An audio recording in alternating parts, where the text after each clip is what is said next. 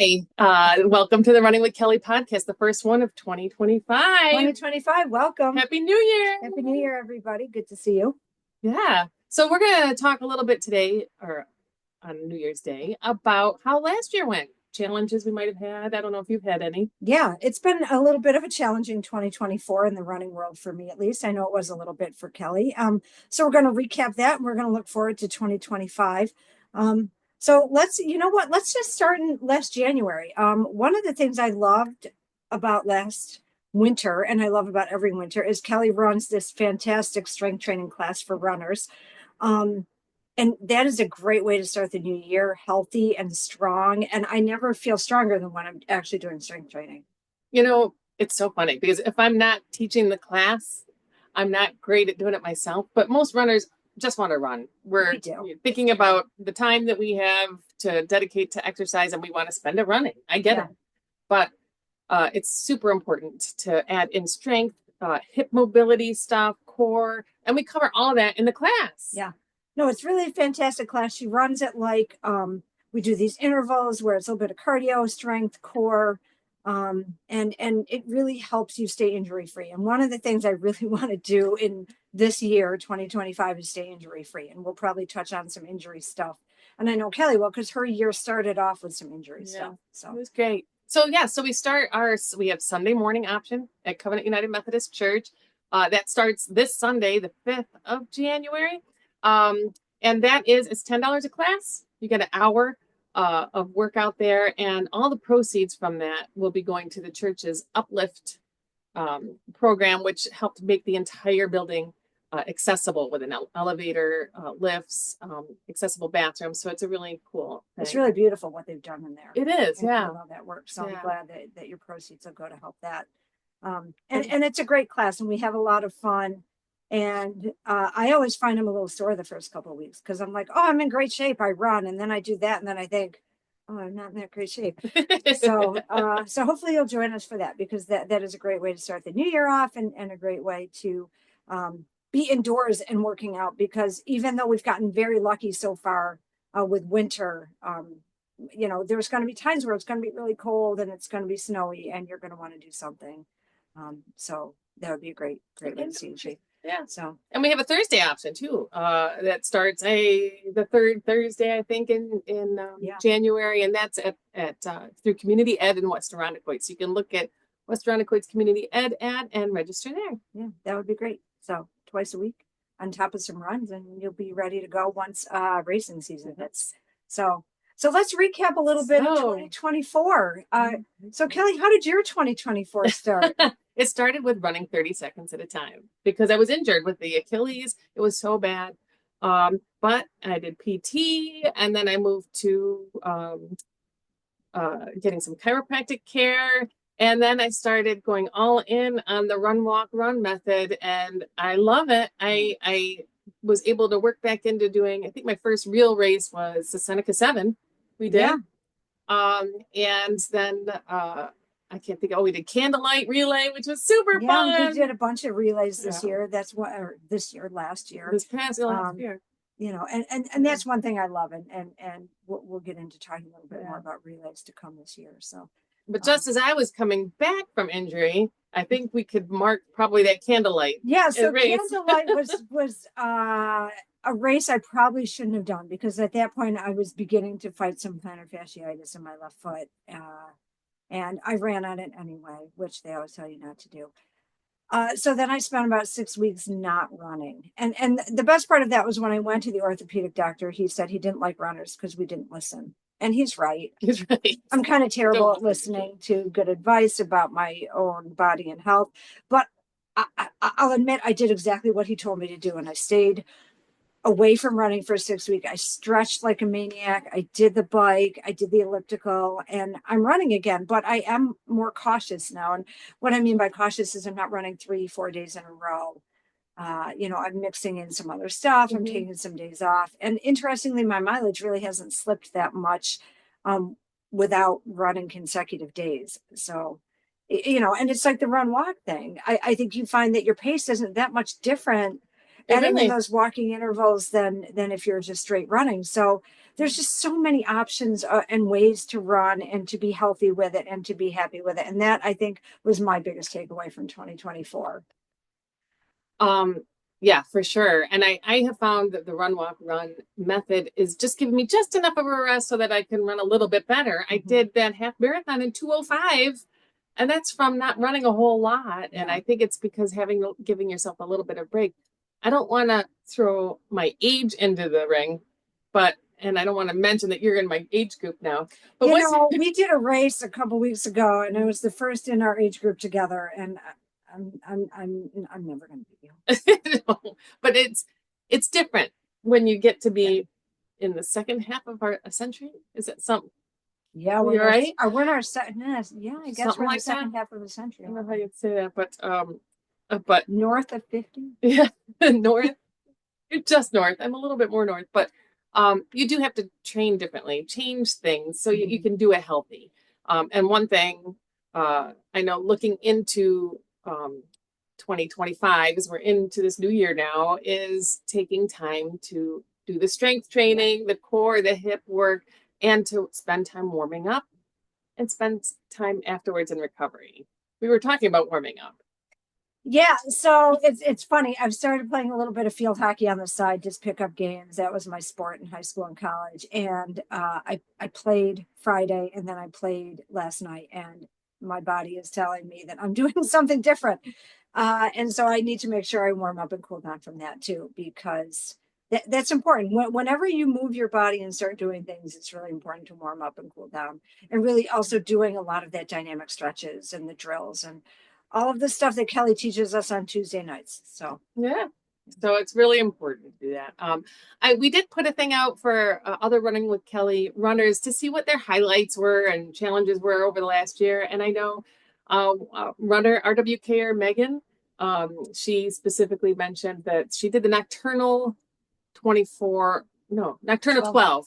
So it started at 5 p.m. and ends at 5 a.m. But you can come and go as you want. It's a great race put on by Vicky Beaver, and Megan won. She had the most miles. She had over a marathon distance.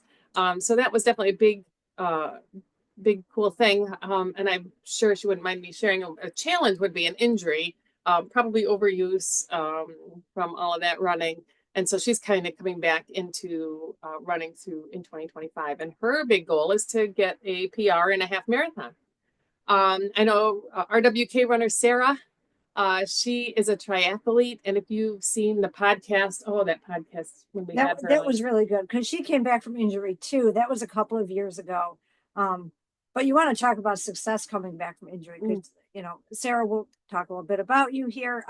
You didn't run for a while and you came back stronger and more involved in the triathlons than ever. And it's been really fun to watch her. It really has. With that, because I'll never swim. I just not my jam. No. So to watch somebody like excel at all three of those things is remarkable. She took time that I know when I first had an injury years ago, I kind of sulked and was mad at myself. That's how I spent my recovery time. She spent her recovery time learning how to swim and bike and becoming really good at it. And now she's an incredibly talented and competitive triathlete. Last year, she did her first half Ironman. She hadn't done them before. Any tries a couple years ago. And then she was able to qualify in 2023 to do the championships in 2024 for the sprint tri out of state. So kudos to you, Sarah. Yeah, seriously. Yeah. And, it's kind of an inspiration to all of us that you can come back from injury. Because I'll admit, when my foot started bothering me, I sulked a little bit. And somebody kicked me in the butt about the sulking because that didn't do anybody any good. So, and you can come back from injury. And I think that for all of us is kind of the lesson of 2024.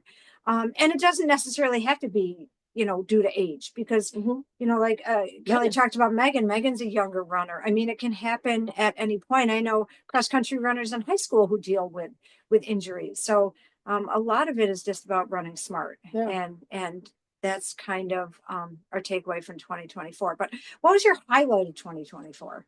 My highlight of 2024, I would have to say, was probably,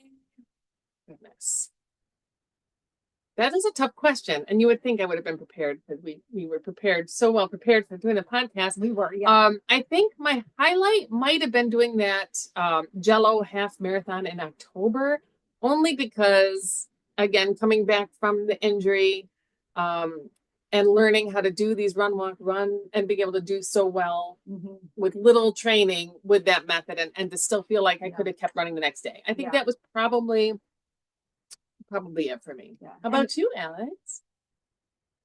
You know, I think Seneca 7 is always a highlight of my year.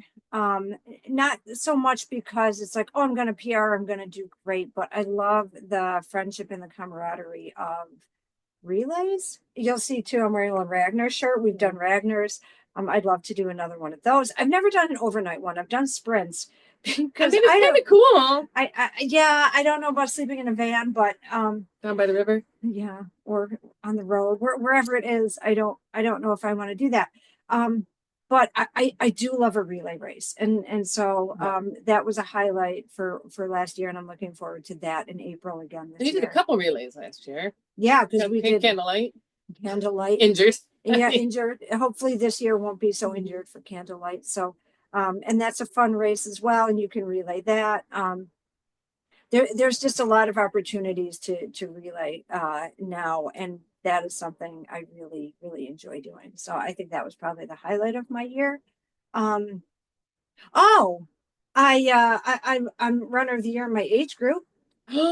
Rochester so runner of the year. Kind of exciting.